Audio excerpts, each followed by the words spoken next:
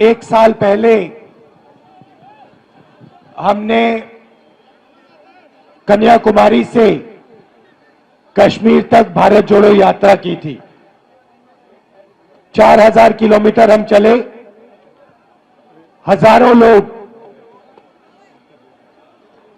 लाखों लोग एक साथ मिलकर भारत जोड़ने के लिए समुंदर से हिमालय की बर्फ तक चले।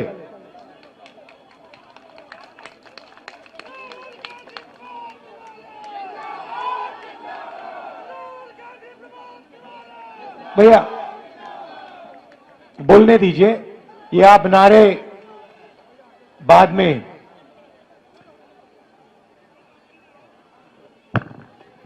देश में बीजेपी और आरएसएस नफरत और हिंसा फैला रही है। एक धर्म को दूसरे धर्म से लड़ाती है, एक जात को दूसरी जात से लड़ाती है और हिंसा देश में फैलाती है। 4000 किलोमीटर में मैंने हजारों युवाओं से, किसानों से, छोटे व्यापारियों से बात की। 7 घंटे हम चलते थे। 15 मिनट शाम को ऐसा भाषण होता था और लोगों ने मुझे सिर्फ 2-3 बात बोली। सबसे पहले, हर प्रदेश में बेरोजगारी, बेरोजगारी, बेरोजगारी, बेरोजगारी, जहां भी आप देखो बेरोजगारी दिखेगी। युवाओं से बात करो, कहते हैं राहुल जी 5-6 लाख रुपए, 10 लाख रुपए हमने प्राइवेट यूनिवर्सिटी और कॉलेजेस को दिया है। हमने सोचा था, ये झंडा हटाइए, हमने सोचा था कि ये जो हमने 5-6 लाख रुपए प्राइवेट कॉलेज और यूनिवर्सिटी में डाला, इससे हमें एक डिग्री मिलेगी और डिग्री से हमें रोजगार मिलेगा।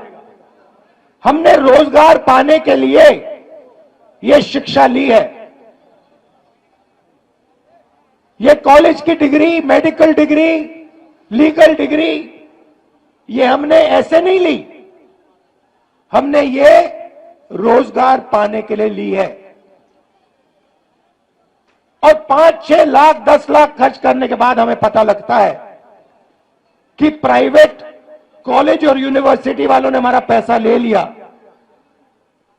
एक कागज हमें पकड़ा दिया और हिंदुस्तान में उस कागज का कोई मतलब ही नहीं है, क्योंकि उस कागज से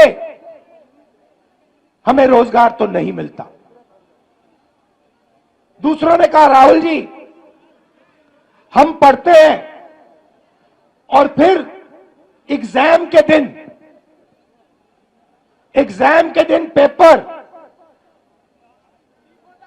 लीक हो जाते हैं और युवाओं के मोबाइल फोन पे हमें दिखते हैं, मोबाइल पे हमें दिखते हैं। मतलब हमने 6-7 लाख रुपए डाले, हमने मेहनत की और किसी चोर ने पेपर चुरा के 100% मार्क ले लिए।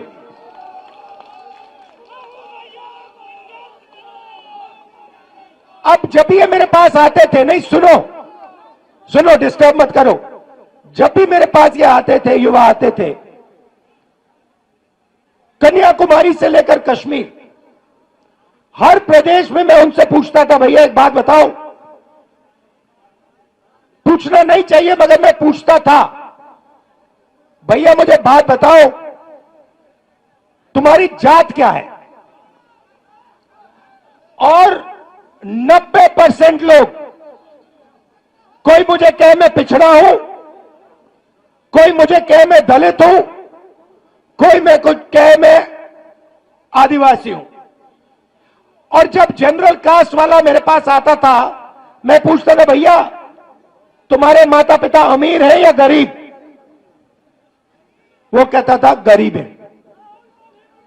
तो फिर मैंने पता लगाया। मैंने कहा यहां पे यात्रा में मुझे पिछड़े लोग, दलित लोग, आदिवासी, गरीब, जनरल कास्ट के लोग मिल रहे हैं। मैंने पता लगाया कि भैया ये देश में है कितने? ये देश में 10%, 20%, 30%, 40%, 50%, ये है कितने? सड़क पर तो मुझे यही दिख रहे हैं और कोई दिख ही नहीं रहा। पता लगाया, सरकार कहती है हमें नहीं मालूम। मैंने कहा आपको कैसे नहीं मालूम? सरकार कहती है हमें नहीं मालूम। मैंने पूछा पिछड़े कितने हैं हिंदुस्तान में? हमें नहीं मालूम। दलित कितने हैं हिंदुस्तान में? हमें नहीं मालूम। आदिवासी कितने हैं? हमें नहीं मालूम। जनरल कास्ट के गरीब कितने हैं? हमें नहीं मालूम। मैं आपसे पूछना चाहता हूं, देश में पिछड़े वर्ग के लोग कितने हैं? बताओ कितने हैं? 50%।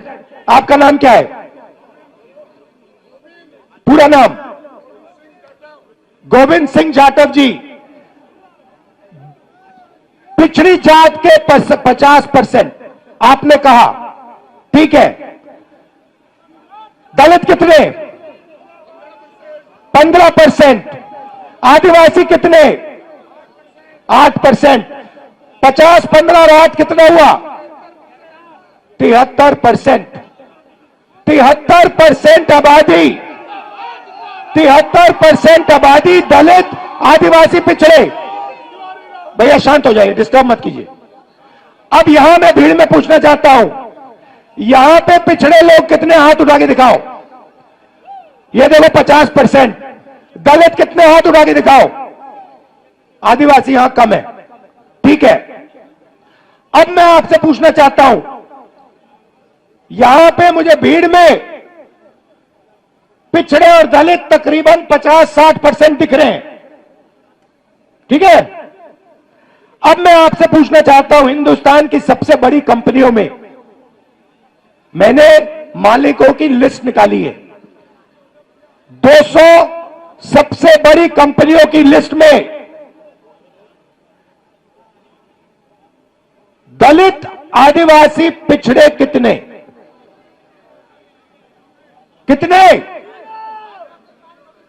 60% नहीं है। मालिकों में मैंने लिस्ट निकाली है, 200 कंपनियों के मालिक में ना एक दलित, ना आदिवासी, ना पिछड़ा। फिर मैंने क्या किया? फिर मैंने कहा ठीक है भैया, ये देश के दलित है, आदिवासी है, पिछड़े हैं, ये मालिक नहीं बनना चाहते। तो मैंने पता लगाया मैनेजमेंट में कितने लोग हैं। सीनियर मैनेजमेंट में दलित, आदिवासी, पिछड़े 73% के कितने? बोलो 0। एक नहीं है। तो जब आप प्राइवेट अस्पताल में जाते हो, यहां पे किसी का पैर टूटा, जब आप प्राइवेट अस्पताल में गए, आपने पैसा दिया, आपने प्राइवेट कॉलेज में पढ़ाई की। जब आपने प्राइवेट कॉलेज, यूनिवर्सिटी में आपने पैसा दिया, आपने किसको दिया? आपने ना दलित को दिया, ना आदिवासी को दिया, ना पिछड़े को दिया, और ना अपने जनरल कास्ट के गरीब व्यक्ति को दिया। मतलब आपकी जेब में से पैसा निकल रहा है और 2-3% लोगों के जेब में जा रहा है। उन 2-3% में ना गरीब जनरल कास्ट का कोई है, ना आदिवासी है, ना दलित है, ना पिछड़ा है।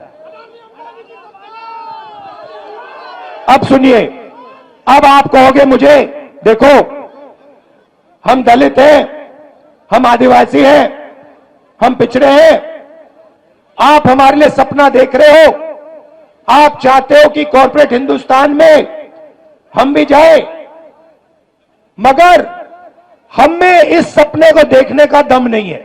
आप कह सकते हो कि हमने हार मान ली, राहुल गांधी ये सपना देख रहा है, मगर हम में वो क्षमता नहीं है, हम में वो दम नहीं है, हम में वो कॉन्फिडेंस नहीं है कि हम हिंदुस्तान की सबसे बड़ी कंपनियों के मालिक बने। आप कह सकते हो, मैं मानूंगा नहीं, मगर आप कह सकते हो।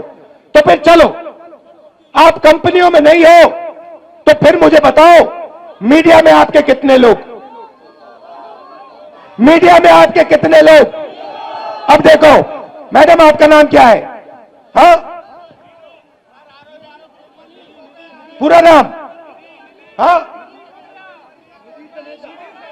नीति तनेजा जी है, मीडिया की है, ठीक है, ये न्यूज तक कंपनी है। आपका नाम क्या है? पूरा नाम क्या है? रक्षा जी, अभी वहां आऊंगा। अब देखिए, यहां पे माइक सेल फोन पकड़ी रक्षा यादव है, दिशा यादव, और ये दिशा यादव जो है, ये हिंदुस्तान की सबसे बड़ी मीडिया कंपनी की मालिक कभी नहीं बन सकती है, क्योंकि इसके नाम के पीछे यादव शब्द है। ये नहीं बन सकती है। ये कितना भी पसीना दे दे अपना, कितना भी खून दे दे अपना, ये पिछड़े वर्ग की है, ये हिंदुस्तान की मीडिया कंपनी की मालिक नहीं बन सकती है। ऐसे ही ये लड़की, ये दिन भर कैमरा लिए घूमेगी, 24 घंटा कैमरा लिए घूमेगी, मगर जो इसके मालिक इसे कहेंगे वो इसको दिखाना पड़ेगा। जो ये दिखाना चाहती है वो नहीं दिखाया जाएगा। क्यों? क्योंकि ये पिछड़े वर्ग की है। मीडिया में आपका कोई मालिक नहीं, सीनियर मैनेजमेंट में, बड़े पत्रकारों में आपका एक आदमी नहीं। अब मैं कहता हूं ठीक है, पिछड़े लोग के, दलित आदिवासी लोग मीडिया में भी नहीं जाना चाहते। चलो मीडिया छोड़ो, प्राइवेट अस्पताल छोड़ो, प्राइवेट यूनिवर्सिटी कॉलेज छोड़ो, मुझे हाई कोर्ट का बता दो। हाई कोर्ट में दलित आदिवासी पिछड़े कितने हैं बताओ? चुप हो गए, दम नहीं है आप में, आप सोए हुए हो। 650 हाई कोर्ट के जज हैं, 73% आप लोगों की आबादी है, 100 जज 73% के पास, और वो भी छोटे छोटे छोटे छोटे। चलो आप मुझे कहोगे हिंदुस्तान में 73% को ना कॉर्पोरेट हिंदुस्तान में जगह चाहिए, ना मीडिया में जगह चाहिए, ना कोर्ट्स में जगह चाहिए, तो फिर मैं आपसे कहता हूं ठीक है, बताओ हिंदुस्तान के ब्यूरोक्रेट्स में आपके कितने लोग? 90 लोग हिंदुस्तान की सरकार को चलाते हैं। ये नरेंद्र मोदी को वहां पे बैठा रखा है, ये हिंदुस्तान नहीं चलाता। नरेंद्र मोदी के पास 90 लोग बैठे हैं, समझे? बजट बढ़ता है तो ये 90 लोग डिसाइड करते हैं कहां पैसा जाएगा। आपके प्रधानमंत्री को इन चीजों के बारे में समझ नहीं है। उनको नहीं मालूम कि बजट कैसे बनता है, पैसा कहां कैसे जाता है। उनको भाषण देना जानते, वो भाषण देना जानते हैं, वो नफरत फैलाना जानते हैं, भाषण देना चाहते हैं, इसलिए उनको वहां बैठाया गया है। बैठाया किसने? अदानी ने, अंबानी ने, इन लोगों ने। ठीक है, अब सुनिए, 90 लोगों में से आपके बजट का एक एक रुपया ये 90 लोग बांटते हैं। डिफेंस में कितना जाएगा? अग्निवीर योजना होगी या नहीं होगी? नहीं भैया बोलो, जितना बोलना है आपको। नहीं होगी, कुछ फर्क नहीं पड़ता, कुछ फर्क नहीं पड़ता। आप में कुछ दम नहीं है, आप में कुछ दम नहीं है, बोलो जितना बोलना है, कुछ नहीं होगा। अरे भाई सुन लो, समझ लो, समझ लो, समझ लो, आपके दिमाग में बात बैठ नहीं रही है। आप जितना चिल्लाना चाहते हो चिल्ला लो, जितना आप कहना चाहते हो अग्निवीर नहीं होगा, चिल्ला लो, कुछ फर्क नहीं पड़ने वाला। आप में दम नहीं है, आप में दम नहीं है।